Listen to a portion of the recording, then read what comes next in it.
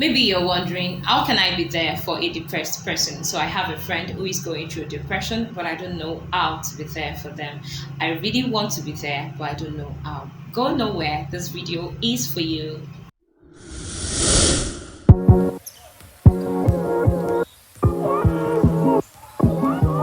Hey guys, welcome to my channel. Thank you for tuning in. If this is your first time, you're welcome. I am Adeyemi from Nigeria, and if you're new here, you're welcome.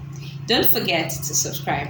So in today's video, I will be talking about some of the things you can do to actually help someone going through depression. Depression can happen to anybody.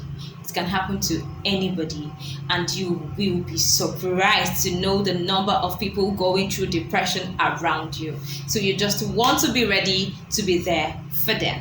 So the first thing is you need to be equipped, like be prepared. Be ready to be there for them. Yes, you need to be equipped. How do you get yourself equipped? By reading about it, by just asking questions about it, by probably watching videos about depression.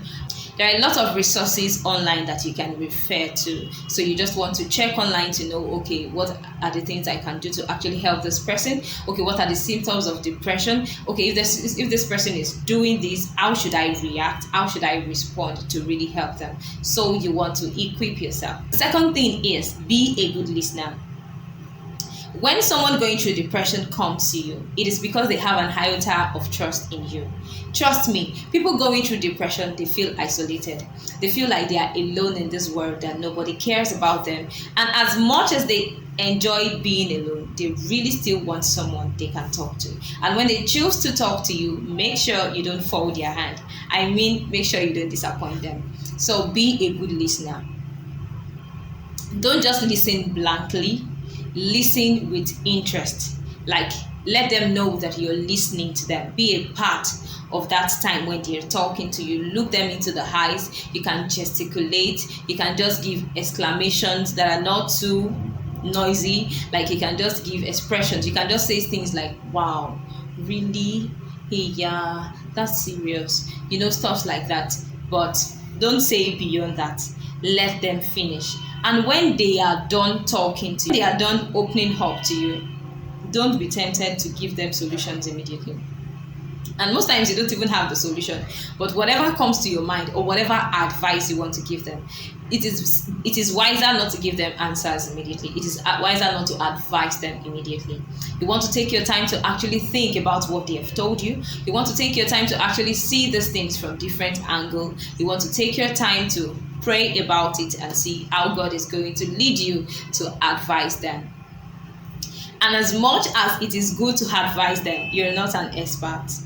If you're not an expert, you're not an expert. So make sure you refer them to an expert. Because that's not your job. Your job is just to be there for them. There are other ways to be there for people going through depression than trying to be an expert if you're not. If you try to play the role of an expert if you're not, you might be doing more harm than good to them. And try to encourage them to get help.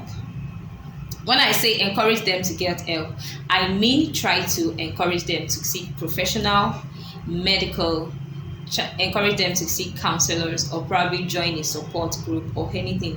And if sometimes depressed people are shy to actually just take the first step, like they want someone to push them. And even if you are pushing them, you really need to be wise to push them, because they might just lock up and throw the key into an Atlantic Ocean and you will not see them again.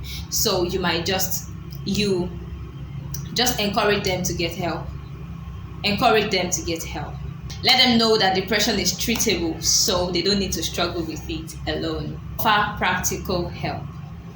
Don't just be there for them with the words of your mouth. Show them that you're there for them. Be there with your actions. Be there for them physically. Let them know that, okay, I have someone in this person. Okay, I have a friend in this person.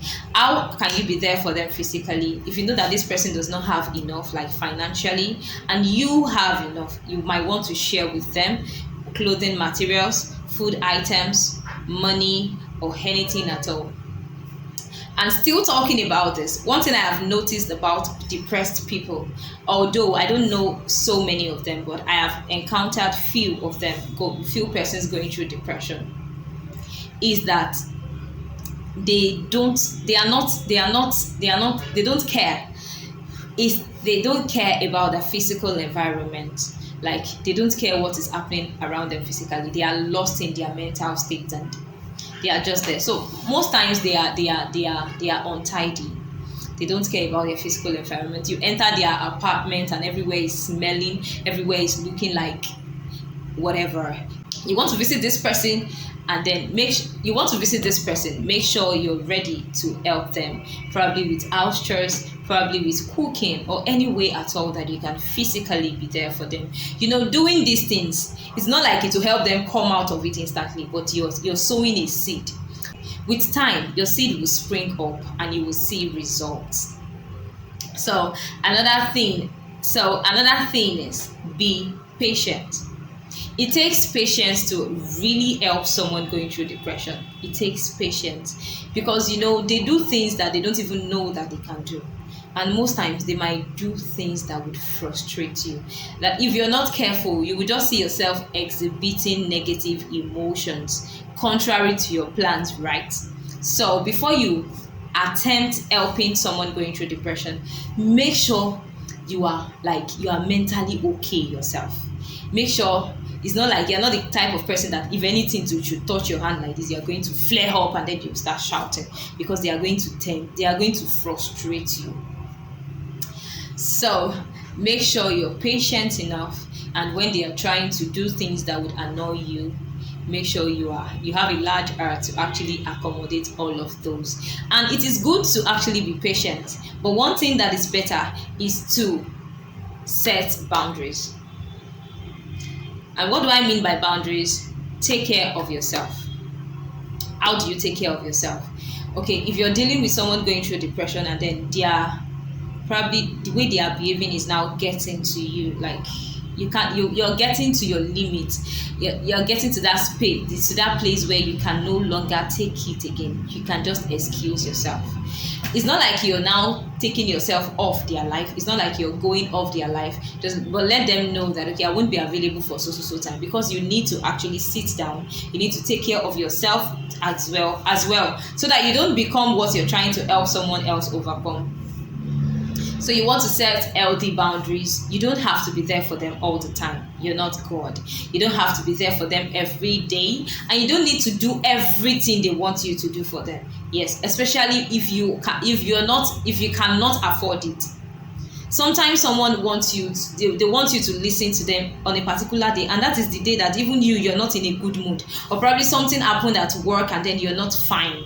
Let them know that, okay, I'm sorry, I will not be available today. Let's try tomorrow or the day after, but I am with you. My mind is with you and you are important. I am with you and you're not alone. So set healthy boundaries so that you will not become depressed yourself. And finally on this, let me say that pray for them and pray with them. It is good to pray for people, but it is good to also let people you're praying for sometimes know that you're praying for them, especially someone going through depression. When you let them know that you're praying for them, it sends a message to them that they are not alone, that at least there is someone that cares for them. When you pray for them, you're praying for them that God will send them help. You're praying for them that, okay, God will surround them with people that would help them. And you're praying for them that even the professionals would not lead them in the they will not lead them in the wrong direction. So that's it. I hope this is helpful. Let me know in the comment section. And if there is anything at all you want me to talk about, don't hesitate to drop a comment in the section below. Until next time, I remain your girl Adeyemi. Please subscribe and be good. Bye.